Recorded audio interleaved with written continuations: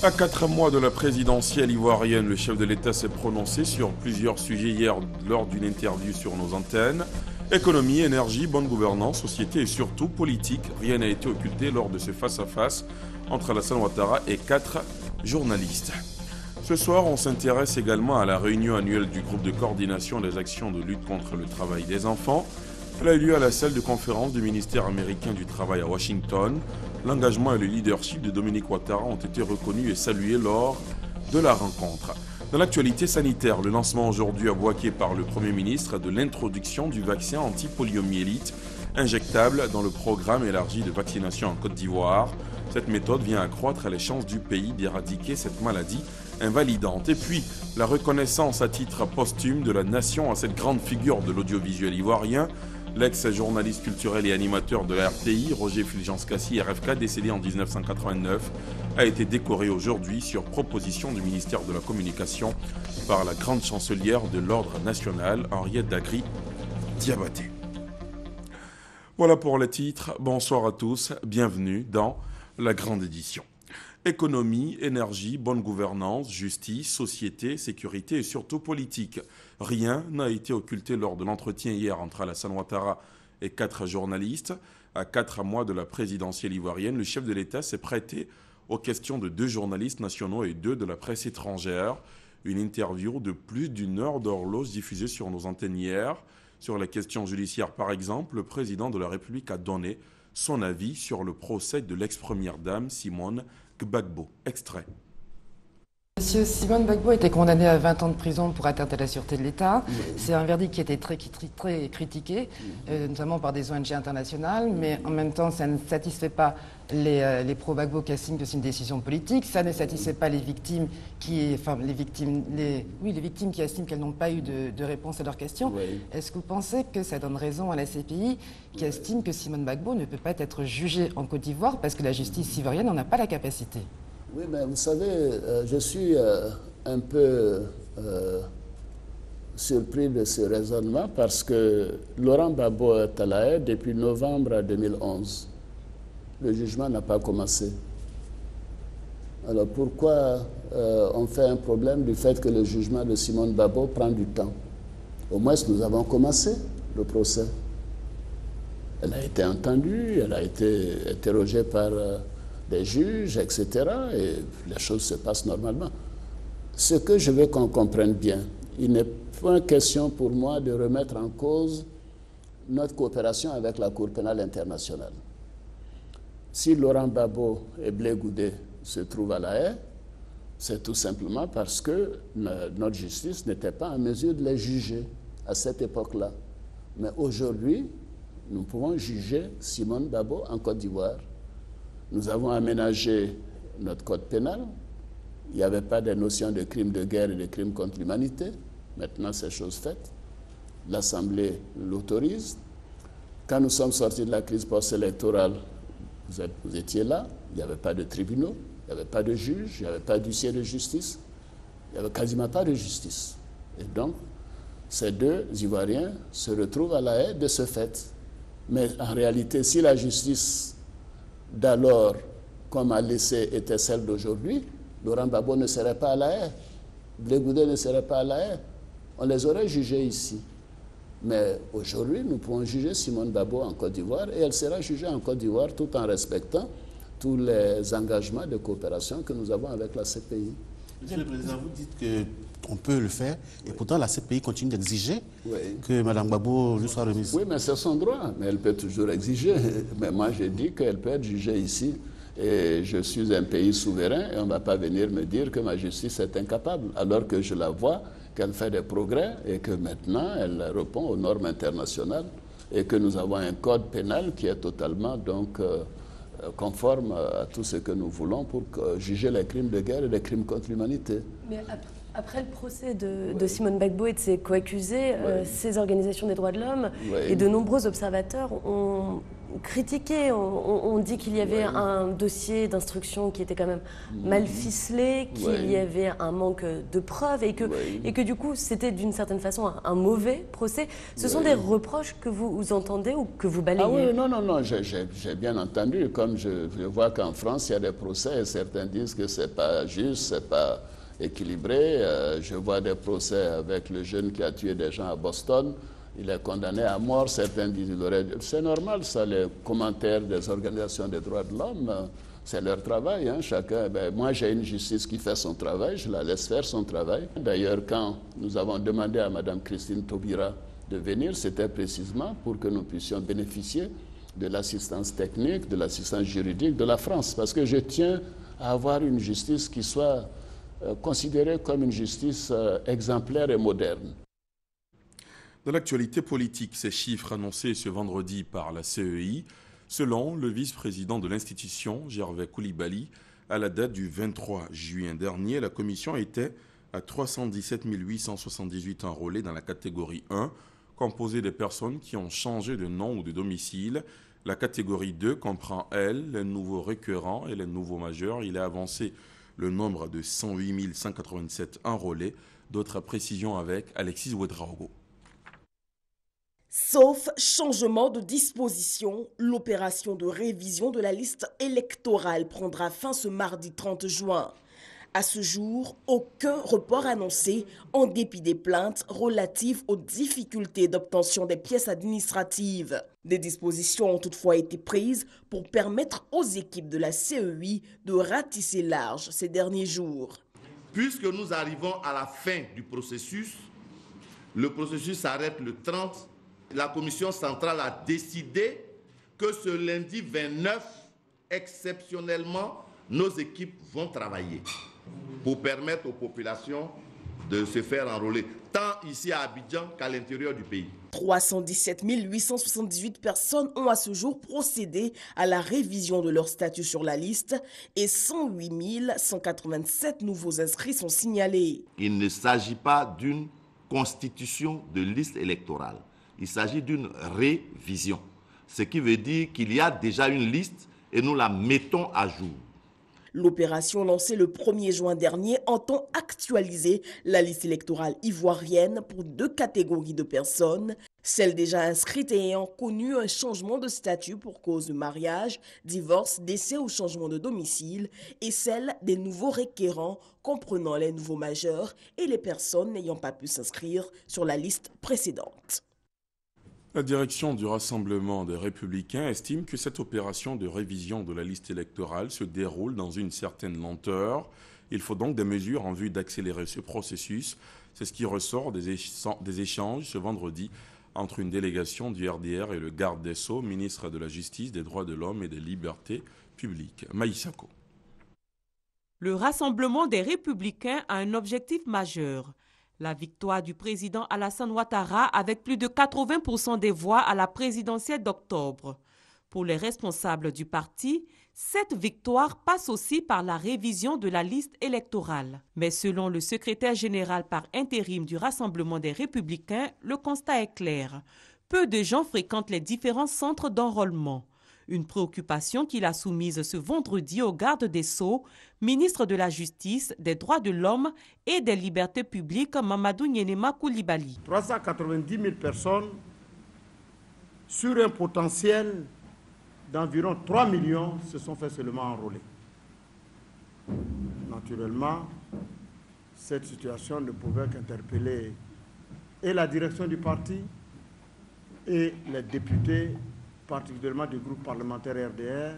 Les raisons de cet état de fait tiennent essentiellement au défaut des pièces requises pour l'enrôlement, la carte nationale d'identité et le certificat de nationalité. Le ministre Mamadou Nyenema Koulibaly a entretenu les militants du RDR sur les raisons qui freinent l'enrôlement et les dispositions envisagées par son département en vue de relancer ce processus. Le gouvernement a décidé de donner les moyens d'envoyer les juges en renfort dans certaines entités où il y a encore des demandes qui souffrent, de démultiplier les équipes qui traitent les dossiers pour que, au bout d'un certain temps, très court, nous puissions atteindre les chiffres espérés. Le secrétaire général par intérim du Rassemblement des Républicains envisage de rencontrer les responsables de la commission électorale indépendante pour une prolongation du délai de la révision de la liste électorale. Délai prévu ce mardi 30 juin. En bref et en image, cette séance de travail qui a réuni hier une délégation de la CEDEAO et l'ensemble des membres du Conseil constitutionnel. Il a été question de faire l'état des lieux des préparatifs du prochain scrutin présidentiel. À la tête de la mission de la CEDEAO, le général Siaka Sangaré, par ailleurs délégué aux élections au Mali, il se dit confiant quant au climat apaisé qui va prévaloir lors de la tenue de ces élections. Je vous propose de l'écouter. Nous avons fait l'état des lieux et des préparations du scrutin au niveau du Conseil constitutionnel. Et j'avoue que nous avons trouvé en face de nous des hommes d'expérience, des hommes pétris d'expérience, mais surtout des hommes responsables qui ont tiré les leçons de ce qui est arrivé en 2010 et qui sont aujourd'hui très ouverts aux échanges de pratiques utiles dans les autres pays et également qui ont promis de faire en sorte que l'élection présidentielle de 2015 puisse se dérouler dans de très bonnes conditions. Je vous le disais en titre, ce soir on s'intéresse également à la réunion annuelle du groupe de coordination des actions de lutte contre le travail des enfants. Elle s'est déroulée à la salle de conférence du ministère américain du Travail à Washington, rencontre au cours de laquelle l'engagement et le leadership de Dominique Ouattara, président du Comité national ivoirien de surveillance des actions de lutte contre la traite, l'exploitation et les pires formes de travail des enfants ont été reconnus. Habiba Dambélé Sawé. À l'unanimité, le ministre américain du Travail, Thomas Perez, le sous-secrétaire adjoint, associé en charge des relations internationales, Eric Biel, le congressman Eliot Engel et les industriels du chocolat ont tenu à saluer l'engagement et le leadership de Mme Dominique Ouattara, présidente du Comité national de surveillance des actions de lutte contre la traite, l'exploitation et les pires formes de travail des enfants en ces termes. Félicitations pour ce que vous faites. Madame, soyez fière des progrès réalisés. Madame Dominique Ouattara a partagé avec l'assistance la longue liste des actions réalisées par l'État de Côte d'Ivoire, du cadre législatif et réglementaire, de la coordination et de suivi-évaluation à la prévention du phénomène en passant par les grandes campagnes de sensibilisation et de communication, de la construction et de la réhabilitation des infrastructures scolaires et enfin la vaste réforme de la filière café-cacao qui a amélioré la vie des producteurs. À cette assemblée, la première dame de Côte d'Ivoire a également annoncé que la scolarisation devient obligatoire en Côte d'Ivoire à partir de la rentrée prochaine.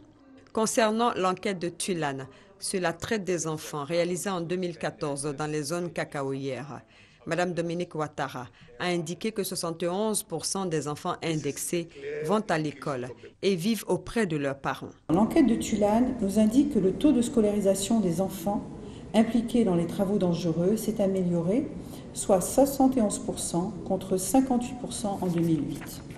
À cet effet, nous voudrions, d'une part, faire une distinction entre les enfants victimes de la traite, qui sont exploités dans les champs et déracinés de leur foyer, sans aucune possibilité d'aller à l'école, d'une part, et d'autre part, les enfants de paysans qui accompagnent occasionnellement leurs parents après les heures de cours.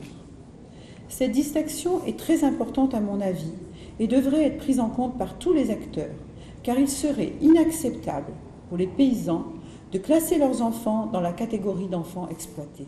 Si ces enfants qui font du travail socialisant et apprennent à aimer le métier de leurs parents font des travaux dangereux, alors nous devons refaire une campagne de sensibilisation plus importante auprès de leurs parents afin de leur expliquer les travaux dangereux auxquels ils ne doivent plus exposer leurs enfants. Pour le congressman Eliot Engel, un des architectes de cette lutte, 30% des enfants sont concernés par ce phénomène en Côte d'Ivoire, contre 39% au Ghana. Nous n'accusons personne. Nous voulons améliorer la situation des enfants et nous avons fait beaucoup de progrès, a-t-il indiqué. Signalons que depuis 2013, la Côte d'Ivoire est classée par le ministère américain parmi les pays qui ont fait des efforts dans cette lutte.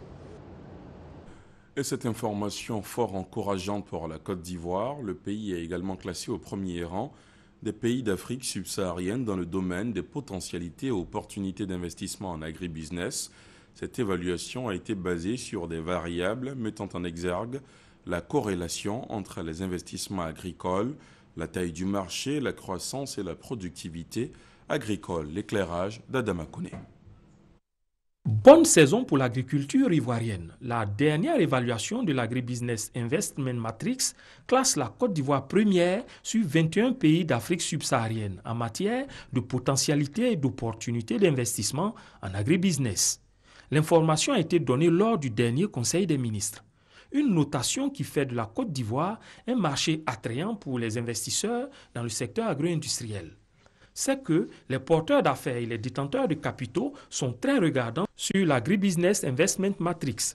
L'Agribusiness Investment Matrix est une évaluation publiée par le cabinet londonien Linklaters spécialisé dans l'analyse des opportunités d'affaires. Sa notation s'appuie sur la régulation de l'environnement des affaires, le potentiel en agribusiness, les grandes opportunités d'investissement et les infrastructures d'agribusiness. Le premier rang décroché par la Côte d'Ivoire est sans nul doute le fruit de la nouvelle politique agricole du pays, dont le socle est le PNIA évalué à 2040 milliards de francs CFA, dont plus de 52% déjà mobilisés. Un programme ambitieux qui fait de l'agriculture la sève nourricière de l'industrialisation du pays. Les avantages comparatifs dans bien de matières premières devant être exploités pour une agro-industrie forte avec un volet social significatif. Tenez, 633 562 emplois directs sont en vue. Déjà, 500 nouvelles sociétés coopératives ont été créées avec la réforme du secteur café-cacao. Les paysans captent 60% du prix international du cacao. Sur les 2 premières campagnes après la réforme, ce sont plus de 2 000 milliards de francs CFA que le monde agricole a reçus directement. D'ailleurs, l'Union européenne, séduite par la politique agricole de la Côte d'Ivoire, avait invité le ministre de l'Agriculture, Mamadou Sangafoua Koulibaly, à Bruxelles pour partager le modèle ivoirien de gestion du foncier rural. Au mois de mars, le SARA a convaincu sur l'option de la Côte d'Ivoire de faire de l'agriculture un secteur à fort potentiel d'investissement. Tout récemment, c'est un grand chocolatier français qui installait son usine à Abidjan. Les faits sont nombreux et c'est l'ensemble des acquis et des perspectives en matière d'agro-industrie qui valent au pays la reconnaissance internationale. Désormais, les semis d'une agro-industrie sont réalisés, les conditions de pluie sont réunies. La Côte d'Ivoire attend une bonne moisson de son secteur agricole. L'économie, c'est aussi l'état d'avancement des travaux d'élaboration du Plan national de développement PND 2016-2020 au cœur d'un atelier ce vendredi. Occasion pour les participants de valider le diagnostic du PND2 dans la perspective des prochaines étapes. Les choses avancent bien selon les initiateurs de l'atelier, nous dit Hugues Veblay. Un plan national de développement PND 2016-2020 clair et cohérent, c'est ce que vise le secrétariat technique du PND. Le diagnostic stratégique de ce PND soumis à validation, cette fin de semaine devrait y contribuer. Si on a réuni tout le monde, c'est pour qu'on se mette d'accord sur le départ. Vous, individuellement, quand vous allez à l'hôpital, la première, c'est de voir de quoi vous souffrez. Et c'est ça qui permet de vous prescrire un bon médicament. Et nous, c'est ce que nous essayons de faire. Faire cette analyse, l'évolution de la Côte d'Ivoire, l'état des lieux, et à partir de l'état des lieux, faire la deuxième étape, le plan d'action pour l'émergence. Le rapport des progrès réalisés par la Côte d'Ivoire jusqu'en 2015 a été présenté aux représentants du secteur privé, des partenaires au développement et d'autres structures impliquées dans l'élaboration du PND2. À leur disposition sur tous les défis qui restent à relever et qui doivent être pris en compte par le PND2 pour une marche réussie vers l'émergence. Déjà, le PND1 a beaucoup d'acquis. Nous avons une armée reconstituée, une sécurité établie sur l'ensemble du territoire. Dans ce contexte, les conditions de développement sont réunies. La Côte d'Ivoire est dans la bonne dynamique. Ce qu'il faut, c'est que chaque acteur s'implique. Il faut se mettre d'accord sur un diagnostic qui campe le décor et les thérapies et les remèdes à mettre en place pour aller de l'avant. Prochaine étape pour la finalisation du deuxième plan national de développement, la définition d'objectifs, l'élaboration d'un programme d'action et d'un chronogramme. Prévu pour cette fin de mois de juin, la finalisation du PND2 devrait être retardée. Le Premier ministre Daniel Kablan-Duncan a procédé aujourd'hui à Bouaké au lancement de l'introduction du vaccin anti-poliomyélite injectable dans le programme élargi de vaccination en Côte d'Ivoire. Cette méthode vient accroître les chances du pays d'éradiquer cette maladie invalidante. À l'occasion, l'Alliance Gavi a offert à la Côte d'Ivoire 40 véhicules et 330 motos destinés au programme élargi de vaccination. Plus de précisions avec Kader Sogodogo depuis la station de Bouaké. La Côte d'Ivoire renforce ses actions de lutte contre la poliomyélite. Le ministère de la Santé et de la lutte contre le sida, avec le soutien des partenaires techniques et financiers, notamment l'UNICEF, l'OMS, le Rotary et l'Alliance Gavi, introduit le vaccin polio injectable dans le programme élargi de vaccination. Le faisant, la Côte d'Ivoire devient le deuxième pays africain, après le Sénégal, à utiliser cette méthode. Toute chose qui, selon la ministre de la Santé et de la lutte contre le sida, place le pays en bonne posture pour éradiquer la poliomyélite. Nous sommes à la recherche de la certification, comme ce fut le cas pour la variole à une époque, pour le ver de Guinée en 2013, et nous sommes sur la bonne voie, car les autres l'ont dit, depuis 2011, aucun cas de poliomyélite confirmé dans notre pays n'a été enregistré. Nous espérons donc maintenir cette dynamique. Présent à la cérémonie de lancement, Daniel Kablan-Duncan, Premier ministre, réaffirme la volonté ferme du gouvernement d'offrir des soins de qualité à chaque habitant de ce pays. Le lancement officiel de l'introduction du vaccin anti-poliomyélique injectable dans le cadre du programme élargi de vaccination marque ainsi la ferme volonté du gouvernement de renforcer la protection des enfants en bas âge. En 1980, notre pays a ratifié la charte des soins de santé primaire après avoir adopté le PEV en 1978. Par ailleurs, notre pays a adhéré à l'initiative mondiale d'éradication de la poliomyélite. Ainsi, depuis 1997, les journées nationales de vaccination contre la poliomyélite sont organisées sur l'ensemble du territoire national. Après le lancement du vaccin, le chef du gouvernement ivoirien a réceptionné 40 véhicules de type 4x4 et 330 motos, dont de l'Alliance Gavi destinée aux différents districts sanitaires du pays, dans le cadre du programme élargi de vaccination PEV. Aujourd'hui, 26 juin, est célébrée la journée internationale contre l'abus et le trafic de drogue, occasion saisie par la plateforme des organisations de la société civile et des médias pour le plaidoyer en faveur des usagers de drogue en Côte d'Ivoire pour prononcer une conférence, une manière d'interpeller les pouvoirs publics à une prise de conscience et réclamer plus de droits pour les usagers de drogue. Herman Yamia. Ce 26 juin marque la célébration de la Journée internationale de la lutte contre l'abus et le trafic de drogue. La plateforme des organisations de la société civile et des médias pour le plaidoyer en faveur des usagers de drogue en Côte d'Ivoire choisit ce moment pour inviter le gouvernement à s'inscrire dans la campagne mondiale « Soutenez, ne punissez pas ». À travers cette campagne, les initiateurs invitent le gouvernement à mettre fin à la guerre contre les usagers de drogue. Selon eux, cette guerre n'a ni réussi à réduire la demande ni la consommation de la drogue. Nos pays ont mis l'accent sur la répression qui pour nous ne donne pas le fruit escompté. Parce que quand on les punit, ils vont en prison et reviennent, ils deviennent encore plus durs en termes d'usagers, en termes d'utilisateurs de drogue. Et donc pour nous, il est important que l'accent soit mis sur le soutien, que ce soit psychologique, médical, pour leur permettre d'être resocialisés. Pour réussir cette campagne, la contribution des médias s'avère nécessaire. C'est pourquoi les initiateurs ont associé l'Union des radios de proximité de Côte d'Ivoire, URPCI.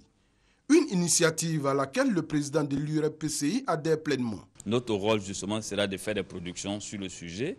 Ce sera de sensibiliser, ce sera justement de faire des productions non seulement en français, mais aussi et surtout dans les langues locales. Parce que je vous ai dit, dans les villages, il y a des consommateurs de drogue. Le trafic de drogue est une véritable industrie qui brasse des milliards, mais également qui ruine des vies. C'est pourquoi la guerre contre ce fléau doit être l'affaire de tous. Seulement en Côte d'Ivoire, pour cette année 2015, plus de 2 tonnes de drogue ont été saisies et des dizaines de fumoirs détruits. Ouverte la semaine dernière à la Fondation Félix Houphouët-Boigny de Yamoussoukro, la première session de formation de l'Institut d'études stratégiques de défense. a refermé ses portes hier. Autorités ivoiriennes et participants venus des États membres de la CEDEAO et des États de l'Afrique centrale ont salué la qualité des réflexions menées au cours de cette session inaugurale dont le thème était « Les relations armée-nation, quel modèle pour l'Afrique ?» Abou Sanogo.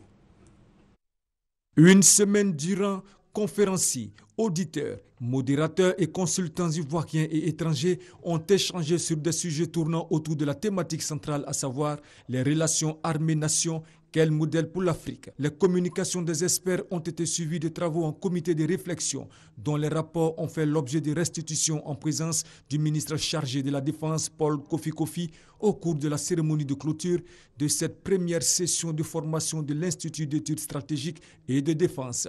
Nous avons reçu tous les échos, à la fois des conférenciers mais aussi des auditeurs. Ces échos sont très favorables.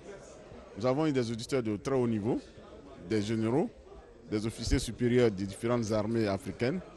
Tous les participants étaient présents, qui venaient donc de l'ensemble des pays de la CEDEAO, des pays donc de la CEEAC, et nous avons aussi des pays de l'UMA, puisque nous avons des auditeurs mauritaniens. Et au niveau des conférenciers, nous avons eu des grands professeurs d'université, d'instituts d'études stratégiques ailleurs, mais aussi des spécialistes sur les questions de la réforme du secteur de sécurité. Paul Kofi a saisi l'occasion pour exprimer sa gratitude au président de la République Alassane Ouattara pour l'initiative du projet de création de cet institut de haut niveau et traduit sa reconnaissance à l'ONUCI et à la France pour leur appui dans la tenue de cette session inaugurale, fort appréciée par les participants. Pour un coup d'essai, ça a été un coup de maître. Eh bien, il faut dire que les échanges ont été d'un très haut niveau, les conférences ont été d'un très haut niveau, et les auditeurs également étaient d'un très haut niveau. Mes impressions sont très bonnes pour un journaliste professionnel qui a participé pendant une semaine au milieu des militaires. Je pense qu'il y a plusieurs murs qui ont été brisés et je pense que les journalistes sont bien placés pour jouer leur rôle pour qu'il y ait vraiment une réconciliation. Là où il y a une rupture entre l'armée et la nation. En attendant les prochaines sessions de formation, des diplômes ont été remis aux conférenciers et auditeurs par le ministre chargé de la Défense. À l'étranger, la société civile et l'opposition burundaise appellent au boycott des élections censées débuter lundi. Boycott pour protester contre la candidature du président Pierre Nkurunziza à un troisième mandat, dénonçant un forcing électoral du président. Les principaux leaders de la société civile ont aussi demandé à la communauté internationale de ne pas valider les scrutins. La Belgique, ex-puissance coloniale du Burundi, a d'ores et déjà annoncé qu'elle ne reconnaîtra pas les résultats. Thomas Gessambi. Le Burundi reste secoué par sa grave crise politique depuis l'annonce fin avril de la candidature de Pierre Nkurunziza à un troisième mandat présidentiel. Après l'ensemble de l'opposition burundaise qui a annoncé ce vendredi le boycott de toutes les élections prévues dans le pays, estimant que les conditions n'étaient pas réunies pour leur tenue, c'est au tour du secrétaire général de l'ONU d'appeler les autorités burundaises à reporter les élections prévues à partir de lundi en raison du climat politique et sécuritaire qui règne dans le pays. Ben Ki-moon a demandé ce vendredi aux autorités de prendre en considération cette proposition afin de créer un environnement de paix. Un jour plus tôt, c'est le chef de la diplomatie belge Didier Reynders qui, dans une déclaration, annonçait que la Belgique exclut de reconnaître le résultat des élections censées débuter lundi au Burundi. Les violences qui accompagnent la contestation populaire ont fait au moins 70 morts selon une ONG burundaise de défense des droits de l'homme et plus de 100 000 Burundais qui ont fui dans les pays voisins. Retour en Côte d'Ivoire et on en vient à la reconnaissance à titre posthume de la nation à cette grande figure de l'audiovisuel ivoirien.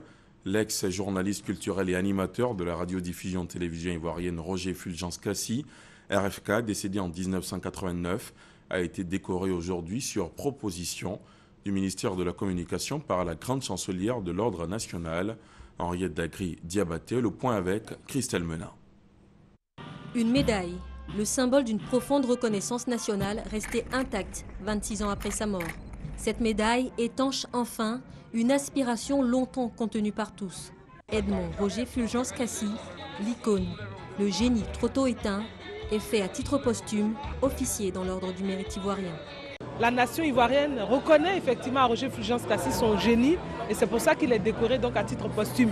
Mais en même temps, cette décoration, c'est aussi, je dirais, un travail de mémoire contre l'oubli que nous avons voulu réparer. Et nous l'avons fait aujourd'hui grâce effectivement au président de la République, son Excellence M. Alassane Ouattara, et à la grande chancelière naturellement qui a procédé à cette décoration. Ils étaient aussi présents à la grande chancellerie ce 26 juin, des monuments de la sphère médiatique ivoirienne. Ceux avant Ful, ceux avec Ful et ceux après Ful.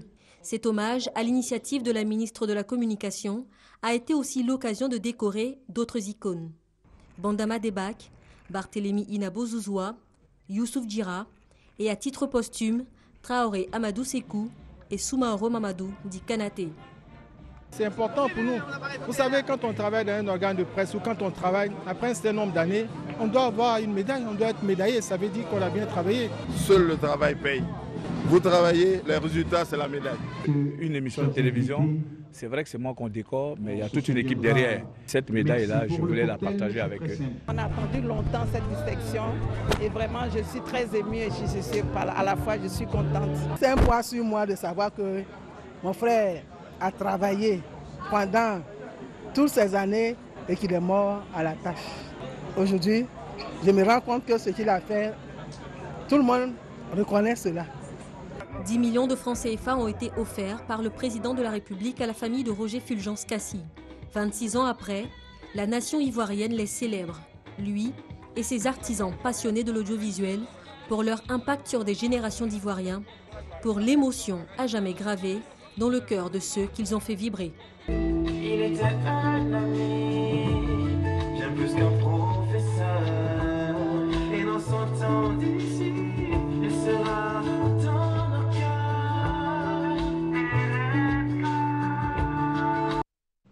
Et pour terminer, sachez que 37 personnes, dont des touristes étrangers, ont été tuées aujourd'hui en Tunisie.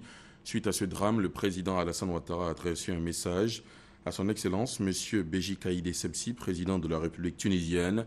Monsieur le Président et chers frères, c'est avec une profonde consternation et une grande tristesse que j'ai appris la tragédie qui vient d'endeuiller votre pays après l'attaque intervenue à Sousse ce vendredi 26 juin 2015, faisant près d'une trentaine de morts et plusieurs blessés graves. Sensible à ce drame qui endeuille une nouvelle fois votre pays, le gouvernement et le peuple ivoirien se joignent à moi pour exprimer à votre Excellence et à toutes les familles endeuillées nos sincères condoléances. Je prie votre Excellence de bien vouloir transmettre aux blessés mes vœux de prompt rétablissement. En vous renouvelant ma sincère compassion, je vous prie d'agréer, Monsieur le Président, l'expression de ma très haute et fraternelle considération. C'est signé Alassane Ouattara, président de la République de Côte d'Ivoire. Et c'est la fin de ce journal. Merci de l'avoir suivi. Excellente soirée sur la chaîne qui rassemble. À très vite. Bonsoir.